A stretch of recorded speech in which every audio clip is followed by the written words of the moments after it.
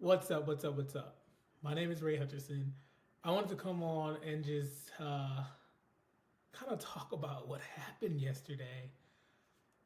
So I was following on Twitter very closely this beef between Nicki and Megan Thee Stallion, and it didn't look good for Nicki, and her fans was trying so hard. like I'm saying, the Barbs were really like trying to go to battle to defend her, and it just didn't end up being good for her. She started off on top when she first dropped Bigfoot, and then like immediately following that, when people kind of listened to it and got a hold of what was actually happening, there was a bit of a cultural shift happening, and so I just wanted to kind of come on here and talk about what happened because it's she got massacred. She did it to herself. Okay, so let's get into it. All right. So to understand this battle, we have to kind of go back into a little timeline, right? So Megan and Nicki Minaj in 2019 dropped Hot Girl Summer. They were fine, everything was good, they had a song out, everything was copacetic. Somewhere along the line, Nicki just started beefing with Megan out of the blue. No one knows why. To this day, we still don't know why she just began to beef with Megan. But she did. She picked a fight. Nicki's kind of been known to pick a fight with anybody that she sees as a threat. She's done it pretty much with every rap woman that's come on the scene. If they don't embrace her, then she picks a fight. So that happened. It's been going on for a while, and then she dropped Red Ruby to Sleeves in 2023, which definitely she had a line in there that took a shot at Megan. She said, "I ain't fuck with horses since Christopher Reeves," which was obvious, taking a shot at Megan Thee Stallion, whose name kind of derives from horse.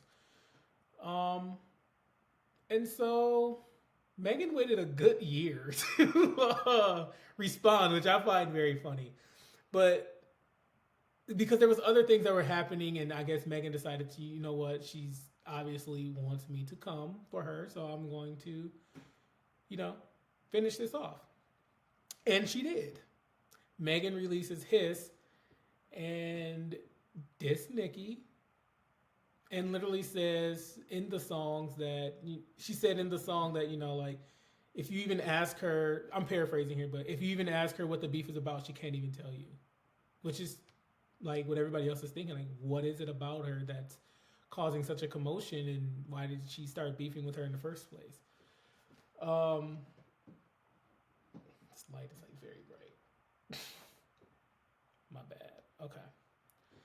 So, geez, that is terrible. I am so sorry for this lighting. I'm just gonna. All right. Wow. That's a thing right now for me.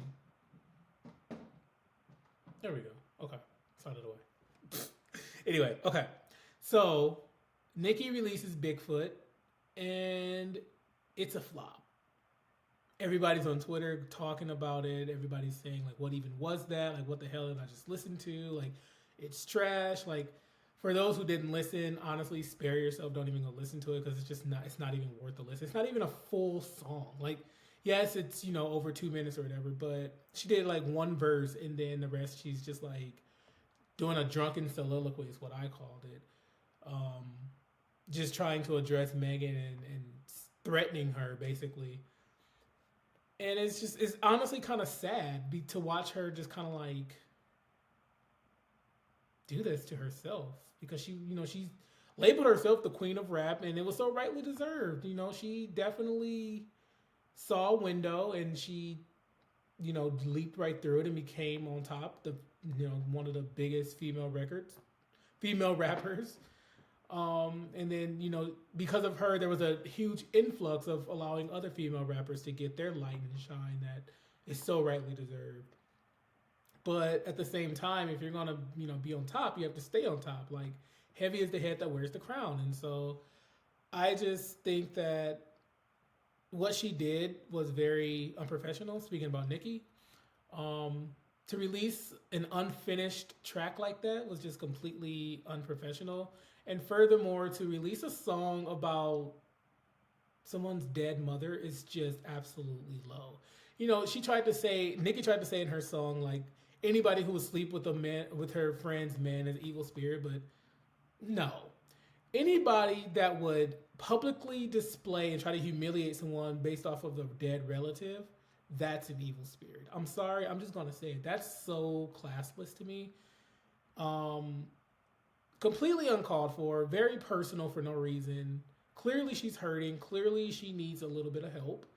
I hope she gets the help that she needs, and I hope that she does come back because I do like her as as an artist. I don't agree with everything that she does, but I do agree that, she can make some bangers. She has made some bangers over the years, but I think she needs to take time to focus on herself and her family right now, truly, for her own sobriety. But to kind of go into this, so what we witnessed yesterday was a cultural shift in hip hop. We have seen this a few times now in history. If you look back, we have seen when I forget who it was, but Drake had a moment where he, was battling. I forget who it was. I'm so sorry. I can't remember exactly who that was, but it wasn't. But what I'm saying is like this isn't on that level. This is bigger than the Drake battle. But Drake had a moment and then he went on top. Before Drake, there was the Kanye 50 Cent beef. This is even bigger than that. The Kanye 50 Cent beef was a cultural shift in hip hop where hip hop went from gangster rap to kind of like whatever the hell that was Kanye was making. Suburban rap, if you want to call it that. But like, it wasn't about being a gangster anymore. It was just about expressing yourself, individuality.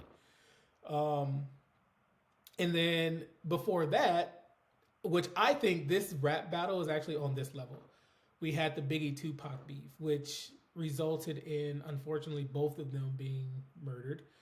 I hope that this doesn't come to that, but what I'm saying is on the level of artistry with the cultural influence that Biggie and Tupac had, where everybody felt like they needed to pick a side, I feel like this is on that level because all the other battles that I mentioned, you still listen to both artists, but you had your favorite, but you would still listen to both.